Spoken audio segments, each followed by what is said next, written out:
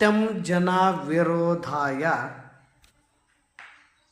ಅಸತ್ಯಂ ಜನರಂಜನಂ ಸುರ ವಿಕ್ರಿಯತೆ ಸ್ಥಾನೆ ದಧಿಕ್ಷೀರೆ ಗೃಹಂ ಗೃಹಂ ಅಂತ ಹೇಳ್ತಾರೆ. ಸತ್ಯಂ ಜನ ವಿರೋಧಾಯ, ಸತ್ಯ ಏನಾದ್ರೂ ಇತ್ತು ಅಂತಂದ್ರೆ ಜನ ವಿರೋಧಿಸ್ತಾರ. ಹೌದಿಲ್ಲ? ಅವಂದೇನು ಹೇಳ್ತೀವಿ ಬಿಡು ಅಂತ ಹೇಳ್ತಾರೆ. ಎಷ್ಟು ಜನ ಈಗ ವಿರೋಧಿಸ್ತಿಲ್ಲ ರಾಮಾಯಣದ ಬಗ್ಗೆ? ಭಾಳಷ್ಟು ಜನ ವಿರೋಧಿಸ್ತಿದ್ದಾರೆ. ಈ ರಾಮಾಯಣದ ಸಂಪೂರ್ಣ ಅವ್ರಿಗೆ ಗೊತ್ತಿಲ್ಲ ಯಾವ ರೀತಿಯಾಗಿ ಐತಿ ಅಂತೇಳಿ. ಹಾಗಾಗಿ ಅವರು ಈ ಸತ್ಯಕ್ಕೆ ಜನ ವಿರೋಧಿಗಳು ಭಾಳ. ಅಸತ್ಯಂ ಜನರಂಜನಂ, ಸುಳ್ಳು ಹೇಳ್ಕೊಂತ ಹೋಗೋ ಭಾಳ ಜನ ಬೆಂಬಲಿಸ್ತಾರೆ. ಹೌದಿಲ್ಲ? ಸುಳ್ಳು ಹೇಳೋನಿಗೆ ಭಾಳ ಜನ ಬೆಂಬಲಿಸ್ತಾರೆ. ಹಾಗಾಗಿ ಸತ್ಯ ಹೇಳೋವನಿಗೆ ಕಷ್ಟಗಳು ಭಾಳ ಇರ್ತಾವ, ಸುಳ್ಳು ಹೇಳುವವನಿಗೆ ಸುಖ ಭಾಳ ಇರ್ತದ. ಆದರೆ ಆ ಸುಖ ಭಾಳ ಇರ್ತದಂತಂದ್ರೆ ಏನು?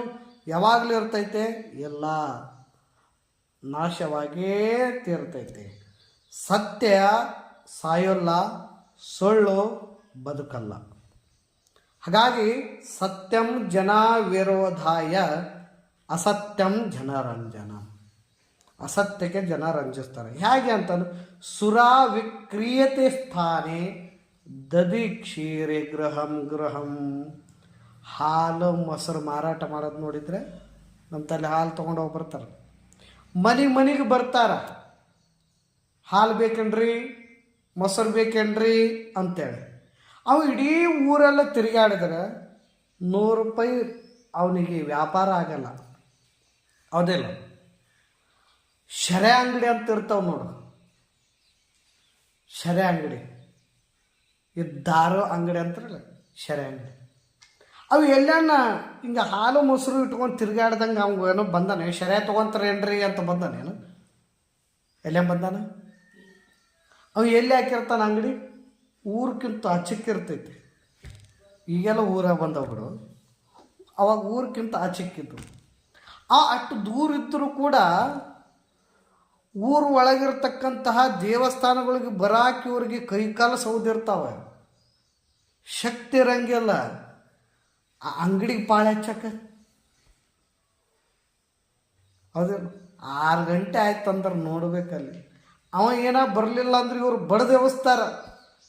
ಜಲ್ದಿ ಬಾರೋ ಮರೆ, ಎಷ್ಟೊತ್ತು ನಿಮ್ಮ ಮನೆಗೆ ಮಾಡಕತ್ತಿ ಅಂತ.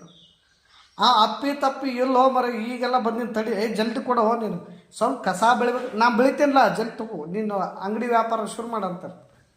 ನೋಡಿ, ಎಲ್ಲ ಮಾಡಿಕೊಡ್ತಾವು. ಹೌದಲ್ಲ?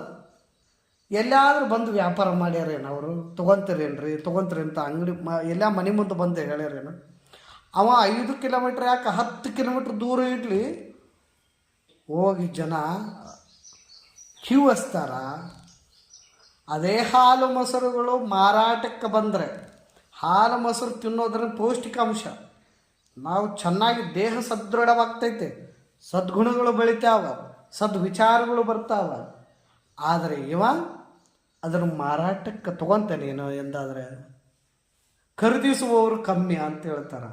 ಹಾಗೆ ಜಗತ್ತಿನೊಳಗ ಅವಿಚಾರವನ್ನು, ವಿಚಾರ ಇಲ್ಲದ್ದು, ಅಧರ್ಮವನ್ನು,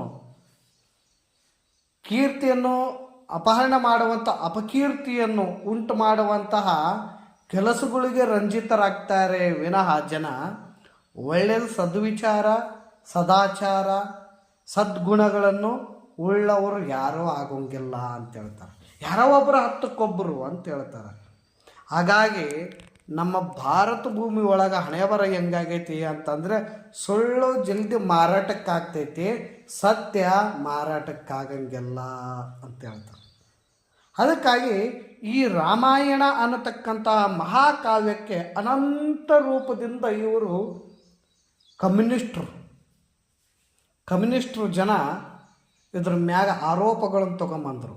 ಇಲ್ಲಿ ಹೇಳ್ತಾರ, ವಿಷ್ಣು ಪರಮಾತ್ಮ ರಾಮಚಂದ್ರಾಗಿ ಹುಟ್ಟಬೇಕು ಅಂತೇಳಿ ಸಂಕಲ್ಪ ಮಾಡಿದಾಗ, ಇನ್ನೇನು ಹುಟ್ಟುತ್ತೀನಿ ಅಂತ ಸಂದರ್ಭದೊಳಗೆ ಬ್ರಹ್ಮದೇವ ಉಳಿದಂಥ ದೇವಾನುದೇವತೆಗಳಿಗೆಲ್ಲ ಹೇಳಿದ, ಏನು, ನೀವೆಲ್ಲರ ಅವತಾರವನ್ನು ತಾಳ್ರಿ, ಯಾವ ಅವತಾರ ತಾಳಬೇಕು ಅಂತಂದರೆ ಜಾಂಬವಂತನಾಗಿ ಹನುಮಂತನಾಗಿ ಮೊದಲಾಗಿರ್ತಕ್ಕಂಥ ಕಪಿಗಳ ರೂಪವನ್ನು ತಾಳ್ರಿ, ಯುತಪತಿಗಳ ರೂಪವನ್ನು ತಾಳ್ರಿ.